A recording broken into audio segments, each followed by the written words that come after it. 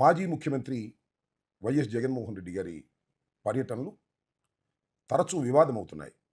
వివాదమవుతున్నాయని అనడం కంటే, వివాదం చేస్తున్నారు అనంటే సమంజసంగా ఉంటుందని నేను భావిస్తున్నాను.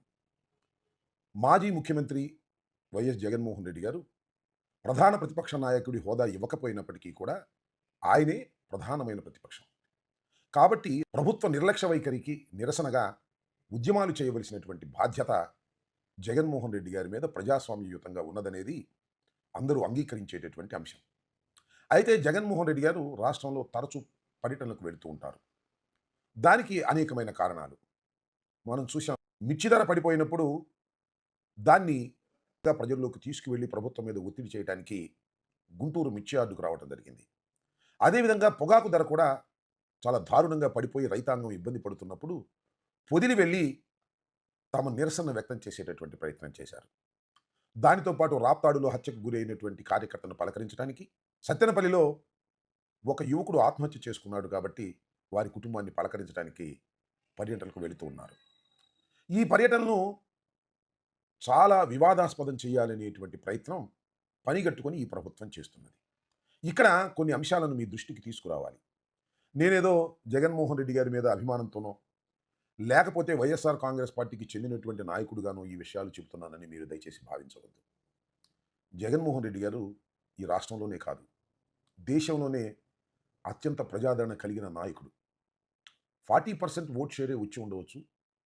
కేవలం 11 సీట్లు మాత్రమే మాకు దక్కి ఉండవచ్చు. కానీ పర్సనాలిటీగా, వ్యక్తిగా అమోఘమైనటువంటి ఫ్యాన్ ఫాలోయింగ్ ఉన్నటువంటి వ్యక్తి.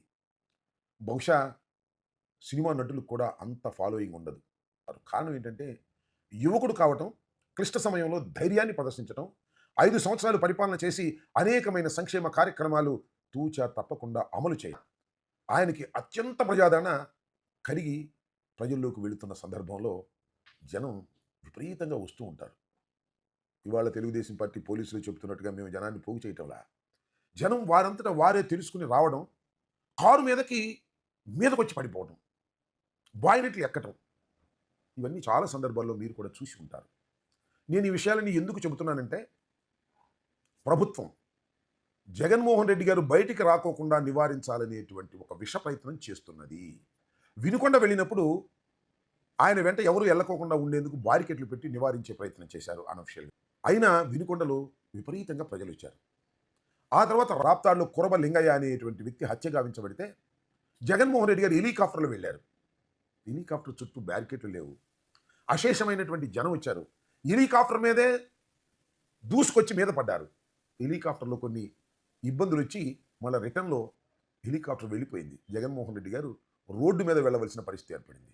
దీనికి నేను ఏమంటానంటే, జనం ఇంత పెద్ద ఎత్తున వస్తారని తెలిసి కూడా ప్రభుత్వం సరైన రక్షణ కల్పించలేదు అని నేను ఇక్కడ చెప్పదలుచుకున్నా. అదేవిధంగా మీరు గుర్తు చేసుకోండి, గుంటూరు మిర్చి యార్డుకి జగన్మోహన్ రెడ్డి గారు వచ్చారు. అసలు సెక్యూరిటీనే ఇవ్వాల. ఆ రోజు నేను కానీ, అప్పిరెడ్డి కానీ, సుబ్బారెడ్డి గారు కానీ, నాని కానీ వచ్చిన వాళ్ళం అసలు బ్రతికి బయటకు వస్తామా ఆ కోరులో, ఆ జన ఒత్తిడిలో అని ఉక్కిరి బిక్కిరి అయిపోయాం. కారణం ఏంటంటే పోలీసుల కంట్రోల్ లేదు. అసలు పోలీసులనే పెట్టలేదు. మేము అసలు సెక్యూరిటీనే ఇవ్వమని తిరస్కరించినటువంటి సందర్భం. ఇది కూడా విషపూరితమైన ఆలోచన అని నేను చెప్పదలుచుకున్నాను. వదిలి వెళ్ళారు. ఈ విధంగా జగన్మోహన్ రెడ్డి గారి పర్యటనను ఫెయిల్ చేయాలి అంటే ఏంటంటే, జగన్మోహన్ రెడ్డి గారు బయటకు వచ్చి జనంలో తిరుగుతుంటే ఆయనకు వస్తున్న ప్రజాదరణ చూసిన తరువాత ఈ ప్రభుత్వంలో ఇబ్బందులు వస్తాయి అనేటువంటి ఉద్దేశాన్ని వారు భావిస్తున్నట్టుగా నాకు అర్థమవుతుంది. వారంటే ముఖ్యంగా లోకేష్ అండ్ చంద్రబాబు నాయుడు గారు ఒక విషపూరితమైనటువంటి ఆలోచన చేస్తున్నారు.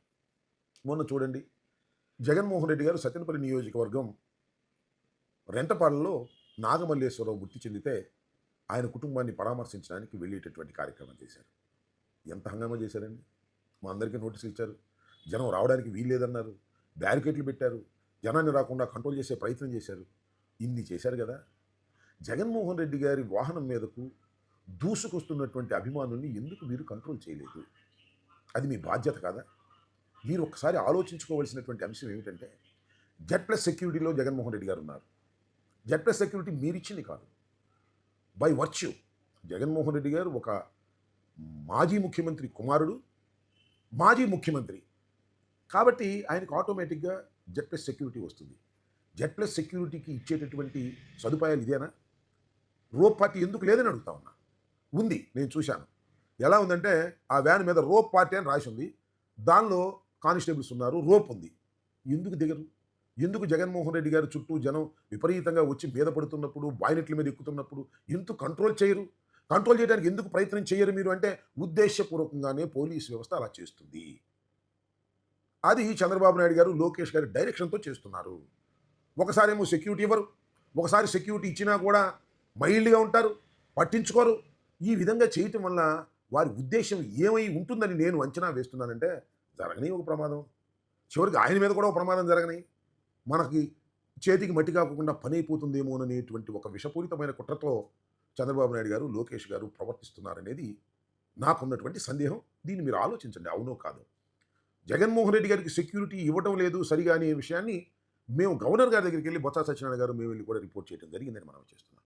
ప్రజాస్వామ్యంలో మీకు గిట్టకపోయినా, మీకు వ్యతిరేకుడైనా మాజీ ముఖ్యమంత్రి 5 సంవత్సరాలు పరిపాలన చేసిన వ్యక్తికి మీరు సెక్యూరిటీ ఇవ్వకోకుండా, ఇచ్చిన మైల్డ్‌గా ఉండి ఏదో ఒక ప్రమాదం జరిగే విధంగా పరిస్థితులను మీరు కావాలని క్రియేట్ చేస్తున్నారనేది ఇక్కడ నా అభియోగం. అందువల్ల జగన్మోహన్ రెడ్డి గారు మీరు ఎన్ని ఆపినా జనంలోకి వెళ్ళక మానరు. ప్రభుత్వం మీద ఒత్తిడి తీసుకొచ్చేటటువంటి కార్యక్రమం చేస్తాం. మీరు వద్దన్నా, కాదన్నా అశేషమైన జనం జగన్మోహన్ రెడ్డి గారికి వస్తారు. అది ఆయన అదృష్టం. అలాంటి సమయంలో మీరు ఈ విధంగా కుట్రపూరితంగా చేసి ప్రమాదం జరిగే విధమైనటువంటి పరిస్థితులను కావాలని మీరు చేస్తున్నారు. ఇవాళ సింగయ్య మరణాన్ని కూడా రాజకీయ రంగు పులిమి జగన్మోహన్ రెడ్డి గారు నిర్దయతో వ్యవహరించాడనేటువంటి ఒక నీచమైనటువంటి మాటలు మీకున్నటువంటి మీడియా ద్వారా మీరు వ్యక్తం చేస్తున్నారు. సింగయ్య మా కార్యకర్త. జగన్మోహన్ రెడ్డి గారంటే పిచ్చి అభిమానంతో కూడుకున్నటువంటి వ్యక్తి. ఆయన జగన్మోహన్ రెడ్డి గారిని చూడాలని వచ్చాడు, యాక్సిడెంట్ అయ్యి మరణించాడు. అది జగన్మోహన్ రెడ్డి గారు వాహనం కింద పడ్డాడా, లేకపోతే మరొకటి కింద పడ్డారా, మీకే ఒక నిర్ధారణ లేనటువంటి దశలో మీరున్నారు. అయినా తోసేద్దాం జగన్మోహన్ రెడ్డి గారి మీద అనేటువంటి మాట. జగన్మోహన్ రెడ్డి గారికి నిజంగా ఆ సింగయ్య మరణమే తెలిసి ఉంటే ఖచ్చితంగా అక్కడ ఆగి అతన్ని హాస్పిటల్కి పంపించేటటువంటి ప్రయత్నం చేసి ఉండేటటువంటి మనస్తత్వం కలిగినటువంటి వ్యక్తి తప్ప గాలి కుదిలిపోయేటటువంటి వ్యక్తి కాదనే విషయాన్ని ప్రజలందరికీ తెలుసు. అలాంటి మనస్తత్వం కలిగినటువంటి జగన్మోహన్ రెడ్డి గారి మీద బురద జల్లడానికి మీరు ప్రయత్నం చేస్తున్నారు. నేను ఇక్కడ ఆందోళన చెందుతున్నటువంటి అంశం ఏమిటంటే, జెడ్ ప్లస్ సెక్యూరిటీలో ఉన్నటువంటి జగన్మోహన్ రెడ్డి గారికి సరైనటువంటి సెక్యూరిటీని కల్పించకపోవటం వల్ల ఆయనకి ప్రమాదం జరిగేటటువంటి అవకాశం ఉందని నా అభిప్రాయం. అలాంటి అవకాశం కల్పించడానికి నారా చంద్రబాబు నాయుడు గారు, లోకేష్ గారు విశ్వ ప్రయత్నం చేస్తున్నారనేది కూడా నా అభియోగం. ప్రజలు దీన్ని అర్థం చేసుకోవాలని కోరుతున్నాను. పోలీసు వ్యవస్థ, పోలీసు అధికారులు, ఐపీఎస్ అధికారులు ఒక మాజీ ముఖ్యమంత్రికి కల్పించవలసినటువంటి సెక్యూరిటీని కల్పించే ప్రయత్నం చేయండి. లేదంటే న్యాయస్థానాలైనా కూడా దీనికి పరిష్కారం చేయవలసినటువంటి బాధ్యత ఉన్నదని ఈ సందర్భంగా నేను భావిస్తున్నాను. ప్రజల్ని ఆలోచించమని కోరుతున్నాను.